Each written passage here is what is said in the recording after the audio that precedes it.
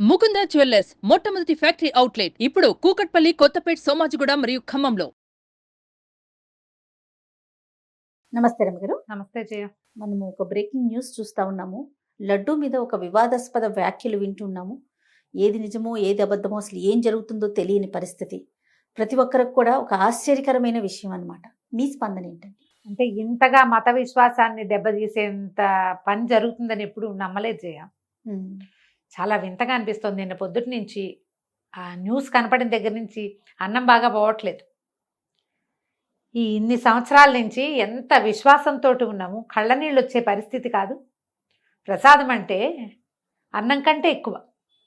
రోజు తినే అన్నాన్ని కంటికద్దుకోం, తినేస్తాం, ఆ పూటకి కడుపు నిండుతుంది. ప్రసాదం అనగానే మన లోపల ఎన్ని రకాల హార్మోన్స్ రిలీజ్ అవుతాయో సంతోషంతో. ఇన్ని కోట్ల మంది నమ్మే విషయంలో ఇంత అపనమ్మకమైన వ్యవహారం జరిగింది. కొంతకాలంగా మనం దాన్నే మహాప్రసాదంగా భావిస్తున్నామంటే ఇంత నమ్మక ద్రోహమా? ఇంత తెగబడిపోతారా ఎవరైనా? ఎందుకు చేయాలి ఇట్లా? పైగా ఏ దైవానికి ఎవరికి మనం ఒక ప్రసాదాన్నో, ఒక విషయాన్నో, ఒక పూజనో అందిస్తున్నామో దానికి సంబంధించిన వ్యక్తులందరూ ఆ దైవం పట్ల విశ్వాసం ఉన్నవాడైతేనే సరైనది అవుతుంది. మన ఇంట్లో ఒక పూజ చేసుకుంటాం, ఎంత శ్రద్ధగా చేస్తాం. ఓ పురుగున్న పువ్వునో, పుచ్చిన పువ్వునో పెడతామా? నైవేద్యం బాగా కుదరకపోతే పాలు పోసాం, పాయసం చేసాం, పాలు విరిగిపోతే అది నైవేద్యం పెడతారా? ఒక బాగుండని వస్తువుని మీరు నమ్మే దైవానికి చూపిస్తారా? చూపించినప్పుడు ఇప్పుడు ఇది సరైంది కాని వస్తువుని దైవానికి చూపించి అది ప్రజలందరికీ ప్రసాదంగా పంచటానికి ఎంత గుండె కావాలి? ఆ గుండె ఎంత తప్పుడుది కావాలి? అవతల వాళ్ళ నమ్మకాన్ని ఇంత దెబ్బతీయకూడదేమో అనిపిస్తోంది. ఒక వ్యక్తులు ఒకళ్ళు వీళ్ళు అని పేర్లు పెట్టలేకపోతాం జయ. ప్రతి వాళ్ళు నిబద్ధతతోటే పనిచేయాలి. దైవారాధన నిబద్ధతతో జరిగేది. అది ఏ మతానికి చెందిందైనా కూడా ప్రతివాడు అదే విశ్వాసంతో పనిచేయాలి. అక్కడ మనం నమ్మటం కంటే దైవాన్ని ఎక్కువ నమ్ముతాం కదా. నమ్ముతామా? అంతే కదా. మరి ఇప్పుడు ఆయన ప్రసాదము ఆయన దగ్గర నుంచి ఇది వెనక్కి తిరిగి మన చేతికి వచ్చిందంటే చాలా మంది తలస్నానం చేయకుండా తిరుమతి ప్రసాదం తీసుకోరు. తిరుపతి నుంచి తెచ్చుకున్న ప్రసాదాన్ని దేవుడి దగ్గర పెట్టి కానీ ఇంకొకళ్ళకి ఇవ్వరు. అంత గౌరవించదగిన వస్తువుని మనం సరైంది తీసుకోలేదేమోనన్న భావన ఎంత బాధిస్తుంది. ఇంత బాధకి కారణమైన వాళ్ళు సరిగ్గా ఉండగలరా అసలు? ఇంతమంది మన దుఃఖం కష్టం అంతా ఇప్పుడు ఒక ఇన్ని సంవత్సరాల నుంచి ఇలాంటిది ఏదో జరుగుతోందంటే ఇన్ని సంవత్సరాలు మనం ఎన్నిసార్లు తిరుమల వెళ్ళాం, ఎన్నిసార్లు ఆ లడ్డూ ప్రసాదాన్ని మనం తెచ్చుకుని తిన్నాం, మనం అందరికీ పంచిపెట్టాం. ఎవరెవరో 2 లడ్డూలు తెచ్చినా తలా ఒక చిన్న చిన్న పొట్లమైనా ఇస్తాం కదా. ప్రసాదం అంటే చెప్పులు విప్పి కళ్ళకద్దుకుని తింటాం కదా. అన్నం కూడా చెప్పులేసుకుని తినేస్తున్నాం మనం. అవును, దేశమంతా కూడా బఫేలకు వెళ్తున్నాం, హోటళ్ళకి వెళ్తున్నాం. కానీ ప్రసాదాన్ని బూట్లతోటి అపరిశుభ్రమైన చేతులతోటి ఎవరైనా తీసుకుంటారా? అంత శ్రద్ధగా చేయవలసిన దాన్ని అదే శ్రద్ధతోటి అందించడానికి ఏ సంస్థ అయినా ఎందుకు ప్రయత్నం చేయకూడదు? ఎందుకు చెయ్యలేదు?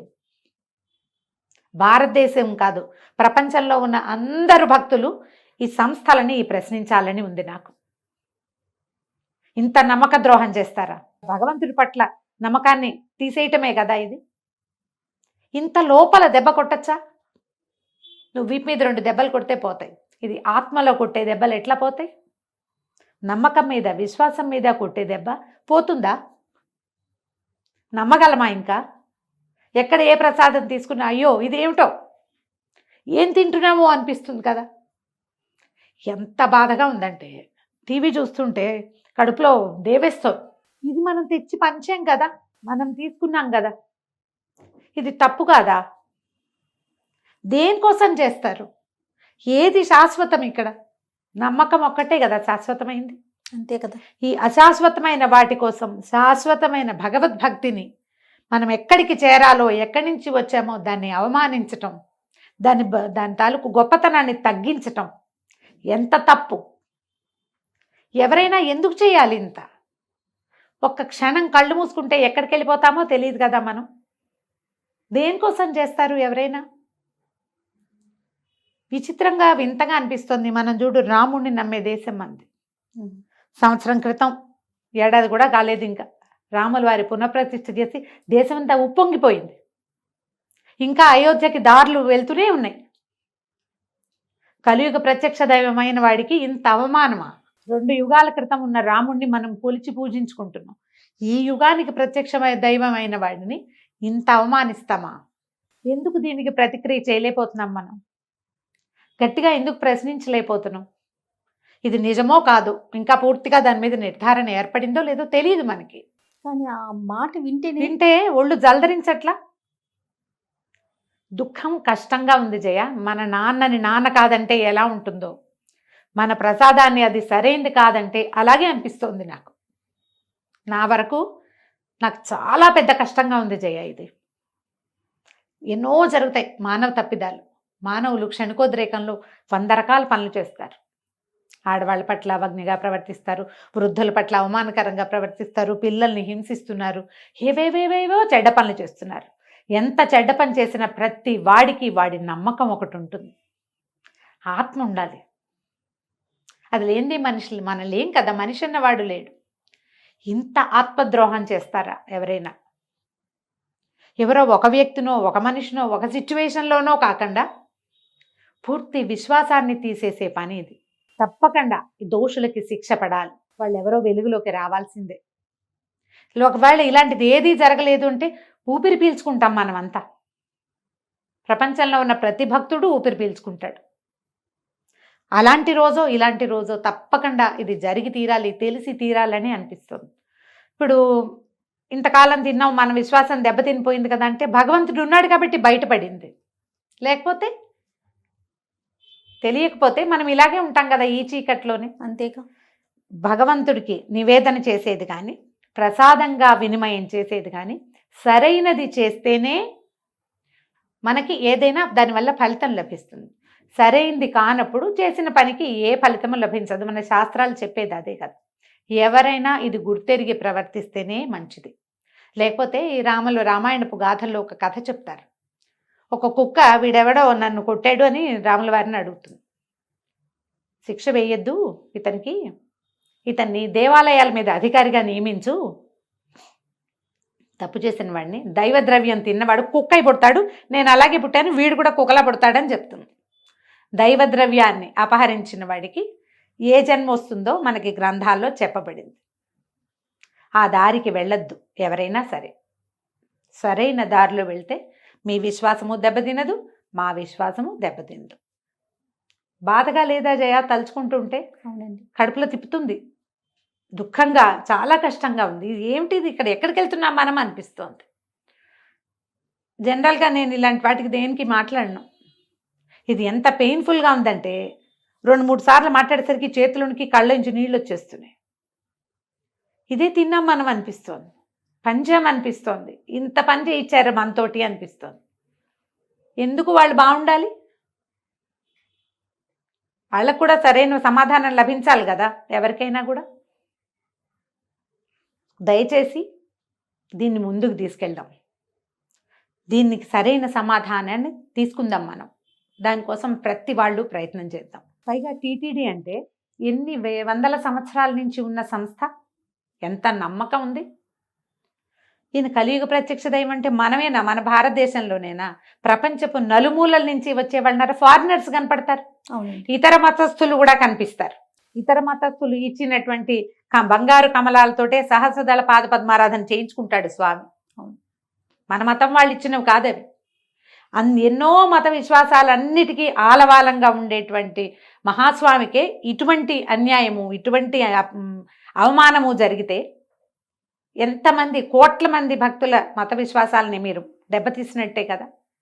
ఇప్పుడు ఇంత పెద్ద దేవాలయము, ఇంత పెద్ద ధార్మిక సంస్థ, ప్రపంచంలో అత్యుత్తమ ధార్మిక సంస్థల్లో ఒకటిగా, రెండోది నాకు తెలిసి.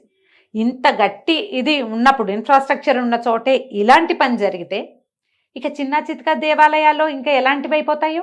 ఒక విశ్వాసం నడిచే చోట ఆ విశ్వాసులే, వాళ్లే ఎవరైతే ఈ స్వామిని నమ్ముతారో, ఎవరైతే ఈ ప్రతిమా స్వరూపాన్ని పూజించడానికి ఉద్యుక్తులవుతారో వాళ్ళనే తీసుకోవాలి, వాళ్ళకే అవకాశం రావాలి. అప్పుడే కదా మనం శ్రద్ధగా చేస్తాం, మన ఇంట్లోది మనం శ్రద్ధగా చేసుకుంటాం. పరా ఇంటి వాడికి మన ఇంటి మీద శ్రద్ధ ఎందుకు ఉంటుంది? వేరే వాళ్ళు ఎవరు రాకుండా ఉంటేనే ఇది సరిగ్గా కుదరచ్చు బహుశా. ఆలోచించండి. టీటీడీ లాంటి సంస్థ నుంచి దీన్ని ఎక్స్పెక్ట్ చేయలేం మనం. ఇప్పుడు ఇది సంస్థ కూడా ఉంది కదా, మరి ఇందులో ఎవరో పై వాళ్ళు వచ్చి చేయలా, మీరు చేసిందే. మరి ఇంకొంచెం జాగ్రత్తగా చేసి ఇంకా కొంచెం ప్రజల్ని భగవంతుడి వైపుకి చేర్చే విధానాన్ని చూడాలి కదా. ఇప్పుడు మన సంస్థను తప్పు పట్టడం కాదు, కానీ ఇంత పెద్ద బ్లండర్ జరిగింది అంటే మరి ఏమనాలి దాన్ని? ఎక్కడ అజాగ్రత్త జరిగింది? ఎక్కడ మీరు ప్రమత్తత కోల్పోయారు? లోపం ఈ జరిగింది. లోపం ఎక్కడ? ఇంత లోపభూయిష్టంగా ఉందా మన సంస్థ?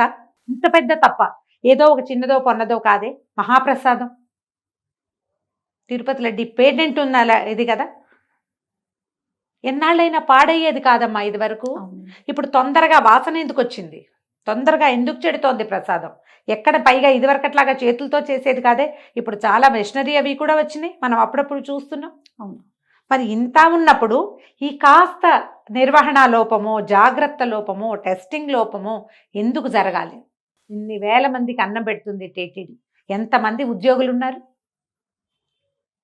మీరందరూ మీ ఆత్మల్ని ప్రశ్నించుకోవాలి కదా. ఇప్పుడు మేమందరం ప్రశ్నించుకుంటున్నాం, భక్తులందరూ ప్రశ్నించుకునే పరిస్థితి వచ్చింది. ముందు సంస్థ మీద ప్రశ్నలు ఏర్పడి సంస్థాగతమైన మార్పులు ఏవైనా సరైనవి చేస్తే ఇలాంటి పొరపాట్లు జరగకుండా ఉంటాయి. విశ్వాసాన్ని దెబ్బతీసే ప్రయత్నం చేయకండి.